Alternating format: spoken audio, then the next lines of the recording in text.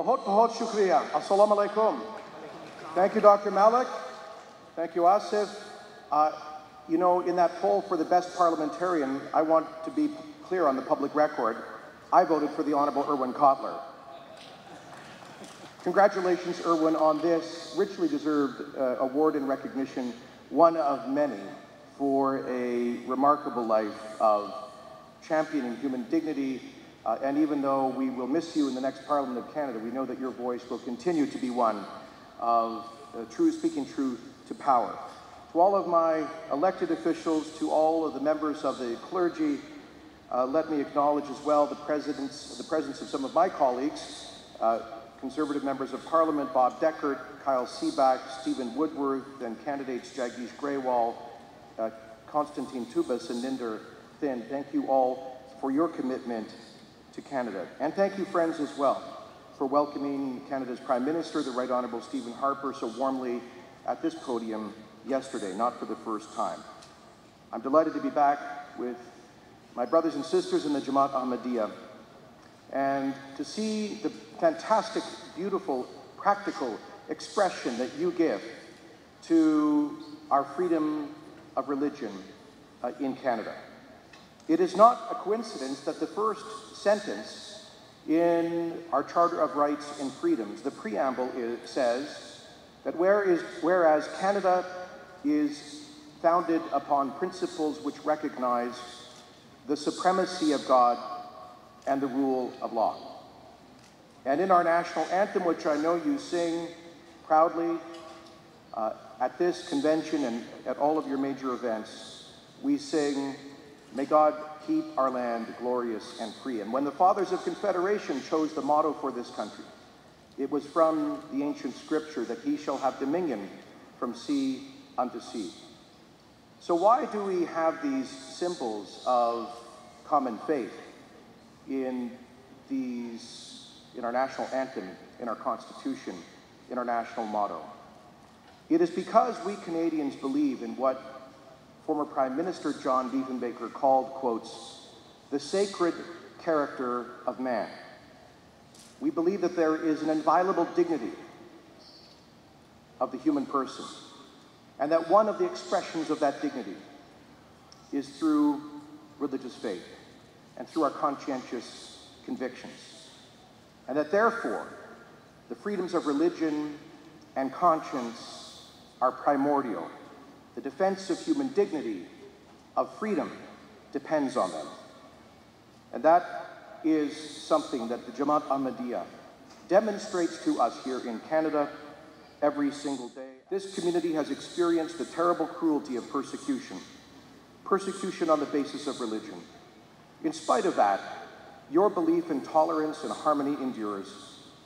In this, you make an inspiring contribution to our Canadian values. You strengthen Canada's commitment to diversity and pluralism, and you remind your fellow Canadians that the freedoms we enjoy are precious and must never be taken for granted. So as your Prime Minister, I thank you on behalf of all Canadians for strengthening and enriching the fabric of our country. Friends, your community knows better than many the reality of religious persecution around the world. And I know when you see the deprivations of genocidal terrorist organizations like ISIS in the Middle East, when you see their efforts to wipe off the face of the earth vulnerable religious minorities, to enslave women and girls, you join with us in solidarity for those victims and against such campaigns of terror. Just as Canada joins in solidarity with you, as our government does, as our Prime Minister did here yesterday, in calling on Pakistan to eliminate unjust laws that persecute religious minorities and faith communities, to repeal the blasphemy laws that too often are abused to persecute individuals, and to repeal the constitutional discrimination against Ahmadi Muslims. We remember the vision of Pakistan, of Muhammad Ali Jinnah, who on September the 11th, 1947, at the Constituent Assembly famously said that you are free. You are free to go to your temples. You are free to go to your mosques or to any other place in the state of Pakistan. You may belong to any religion or caste or creed, That has nothing to do with the business of the state. First, second, and last, you are a citizen of this state with equal rights. And so we Canadians, yet again, call upon our friends in Pakistan to live up to that noble vision of the founder of Pakistan, Muhammad Ali Jinnah Sahib. Just as I personally was touched by the sacrifices that Pakistanis make in defense of such freedom, because one of my close personal friends was the Shahid Shahbaz Bhatti, Minister of Minority Affairs, who I welcomed to Canada to speak about your community and others facing persecution just 10 days before he was brutally assassinated in Islamabad. And I'm so happy to know that Canada has been a land of protection and freedom for so many of you who have faced persecution. You all recall, and some of you were victims, some of you lost families during the 2010 massacre of the two Ahmadiyya mosques in Lahore, Pakistan, in which nearly 100 were killed and over 200 were injured. I am proud to have worked with your community to ensure that many of their relatives and loved ones, and many of those who were directly affected, are with us here enjoying Canada's freedom and protection.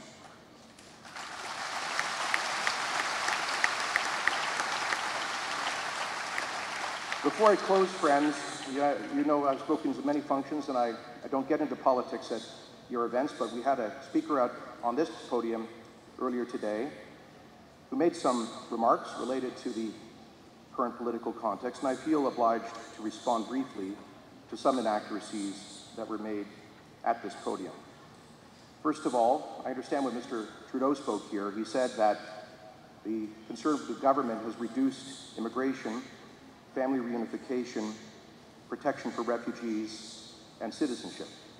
You did. I invite you to look, ladies and gentlemen, at the facts.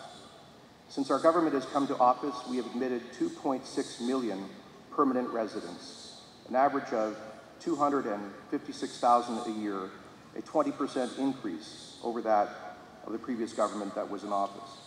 Since coming to office, we have welcomed 66,000 new permanent residents through family reunification, an increase of 10% over the previous decade. We have welcomed, on average, 25,000 refugees. We both resettled refugees and asylum claimants, and we've added additional procedural protection to failed asylum claimants by creating the Refugee Appeal Division at the Immigration and Refugee Board, from which many Ahmadiyya asylum claimants have benefited. And we have welcomed 1.6 million citizens, an increase over that of the record of the previous government. Thankfully, no political party in Canada is anti-immigration. Every political party in Canada is open to the talents of newcomers and welcoming of new citizens and refugees. And so one last point. I understand that Mr. Trudeau suggested that there's a new law creating so-called two-tier citizenship. This is simply factually untrue. We Canadians regard everyone, whether born on our soil or Canadians of choice, like many of you, as faithful, loyal Canadian citizens.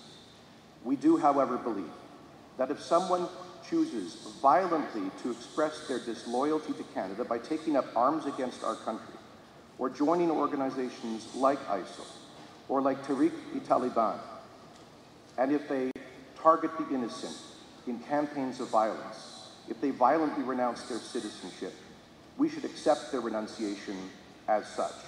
We do not believe that Canadians who go and commit violence in the name of organizations like Tehrik-e-Taliban should continue to enjoy the privilege of our citizenship.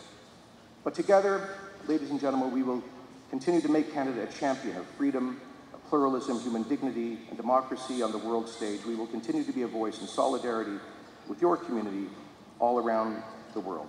May God bless you all. May God bless Canada. Bahut bahut shukriya.